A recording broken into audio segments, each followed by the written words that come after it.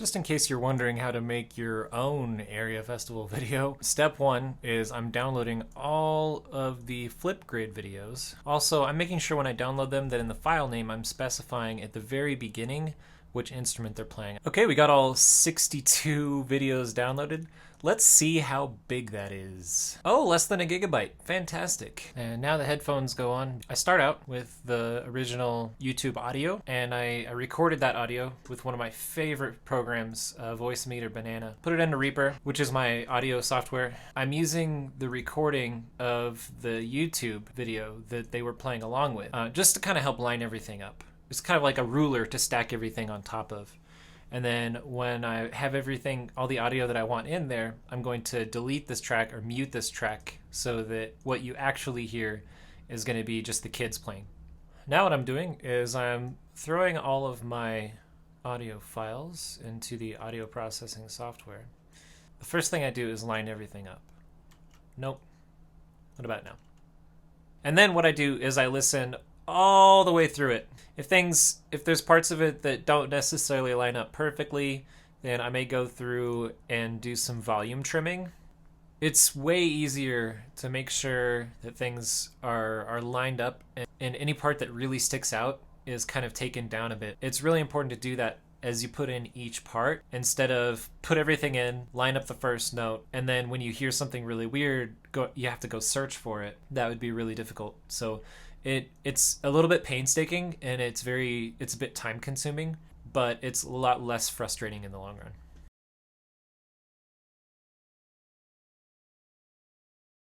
Something interesting happened here. As I was going through listening to the basses, making sure everything lined up, one of the basses was very consistently about an eighth note ahead. So I'm gonna slice that and see if I could scooch it back just a little bit to make it line up. There it is. 12 cellos. Woohoo! Now let's line them up. I hope that by doing this, I'm not being inauthentic. It's still them playing. Oh my gosh, so many viola parts. This is gonna take forever. I have never worked with anything this insane in my entire life. Just look at all this. This is ridiculous. It's awesome. I'm really heavily debating on whether I want to have some sort of reverb on this. I don't know. I just don't know. I don't know. I used an app. Sorry, it's getting late. Make kind of a layout and see what kind of proportions we would need to resize the videos to. And right now, I'm taking all these videos one by one and shrinking them down to the right size with the uniform scale tool, and then repositioning them according to these coordinates that I have mapped out. It's worth it. Okay, it seems like 14 simultaneous videos is just about all my computer can handle. Before it gets bogged down, I'm just going to go ahead and render all this so that I can turn these 12 videos into just one video. So that'll be ready in a few hours. I'm just going to go to bed and let it bake overnight. So here's the meat of the process. I find the next video that's in the correct orientation, and then the very first thing that I do, rebuild the proxy timecode. Then I go to the audio file and display the waveform to make it way easier to line things up, and so that way I can compare the kids waveform to this waveform down here.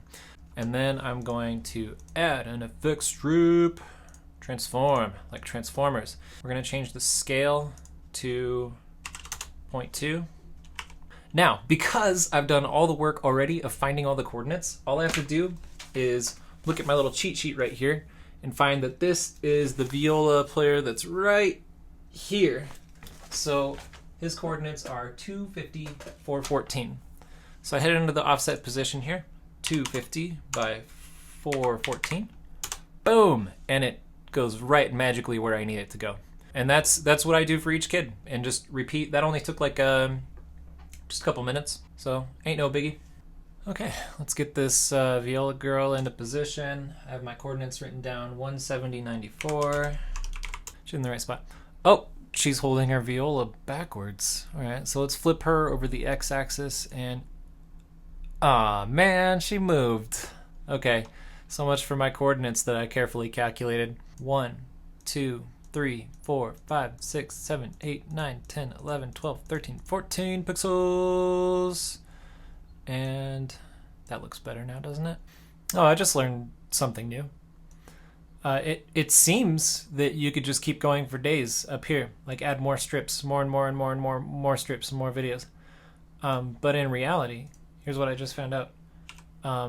It won't go any higher than right here. Let's make a catchy title using GIMP. Alright, I got everybody into position exactly where I want them, and I got this cool fancy title thing at the beginning with this little flappy dragon. Things are looking fantastic. I think it's done. Well, kind of. I still have to render it, which will take about an hour. Oof. Oh, that feels good.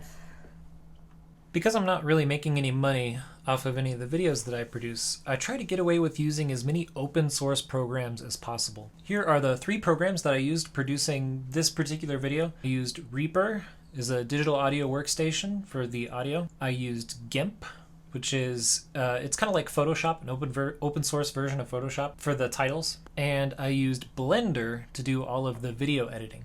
Well, there you have it. Orchestra Area Festival, all done. Now I just got to do a band area festival and a community band. And then I think I'll be done editing videos for a while.